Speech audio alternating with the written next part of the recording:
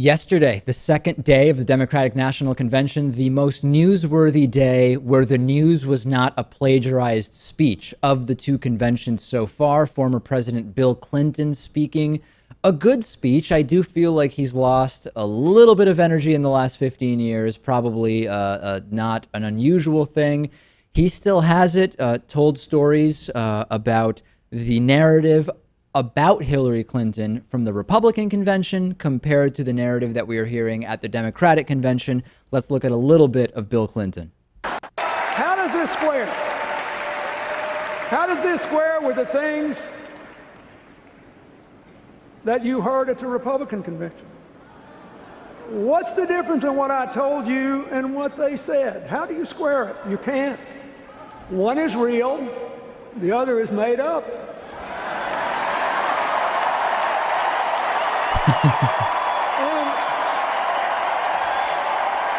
And you just have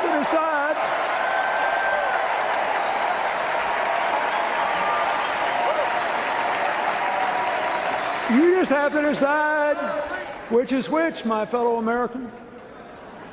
The real one had done more positive change making before she was 30 than many public officials do in a lifetime in office.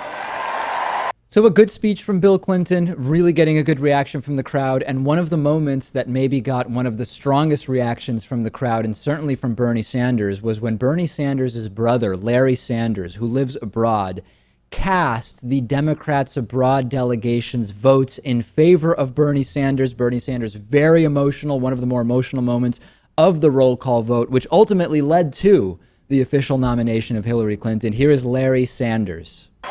I want to bring before this convention the names of our parents, Eli Sanders and Dorothy Glassberg Sanders. They did not have easy lives, and they died young. They would be immensely proud of their son and his accomplishments. They loved him. Democrats.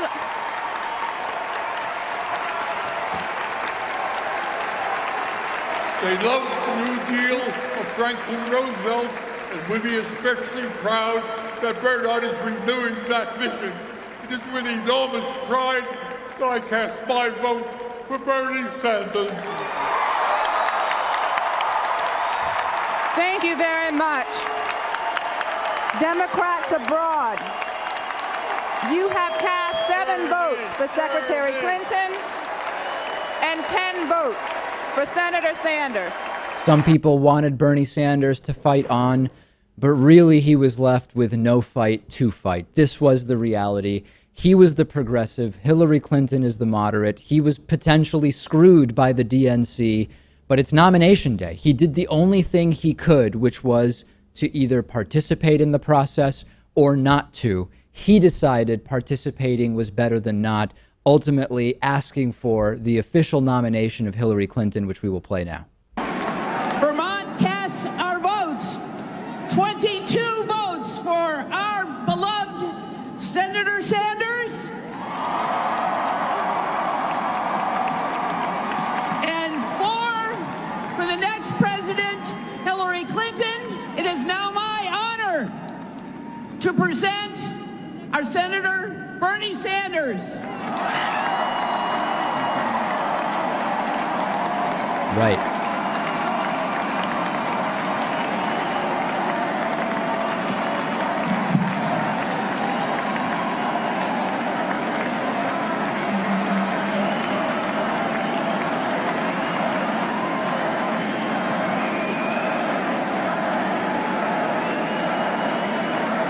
Thank you.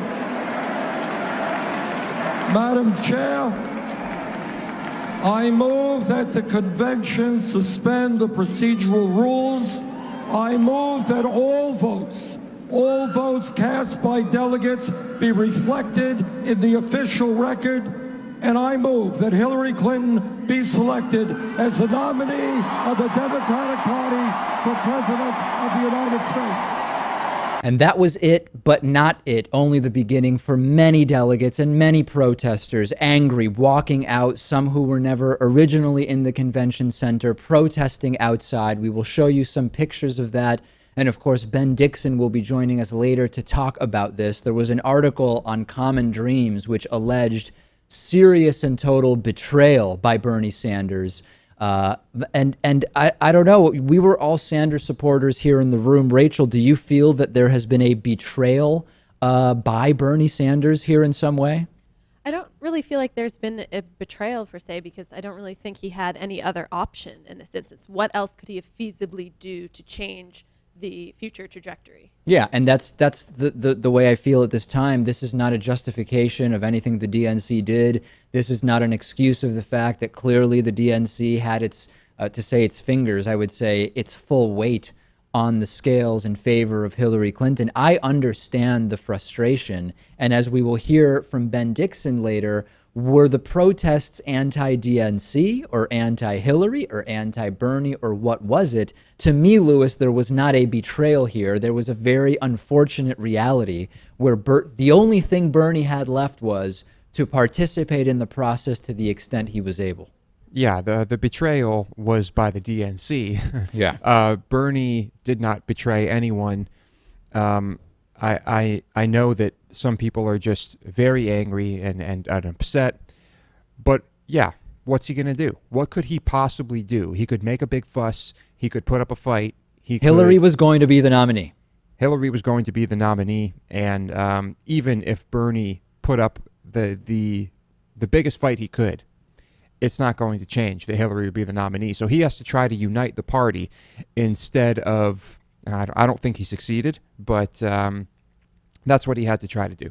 We have now the first major party nominee for president that is female. And to me, this is significant. And I've been very clear that I don't believe in voting for someone based on their genitals. And in fact, I voted for Bernie Sanders, having never seen his genitals, I might add, because of his politics, because of his positions. That being said, Hillary Clinton being the first major candidate female nominee has significance to me. And Rachel, I've been talking to a lot of parents who have daughters who say, this really feels big to me. This really feels big. And Sam Cedar, host of the Majority Report, said to me that now his daughter actually sees, not in theory that a woman can do whatever a man can do, but actually there is a female nominee, not a president yet. How do you feel about this as a woman? I definitely agree with you in terms of kind of trying to reject identity politics and kind of looking at, okay, who is the best candidate and who is ideologically in alignment with my own beliefs. So I would definitely agree with you on that sentiment. However, I also kind of agree with Michelle Obama's sentiment in saying, okay, I have these daughters and now they're seeing that this can be a reality. And how is this going to change the course of what they think is feasible for them to accomplish in their lives? Growing up, intellectually, you knew there was nothing banning a woman from being president of the United States or banning a woman from being a major party nominee, but you didn't actually see it. So does that feel different in some way to you? For me personally, it doesn't, because I grew up with parents who continually instilled in me that I could do anything regardless of my gender, and I'm from a very progressive liberal town. So for me personally, it didn't, but I can see how for a lot of people, it would really change how they think about it.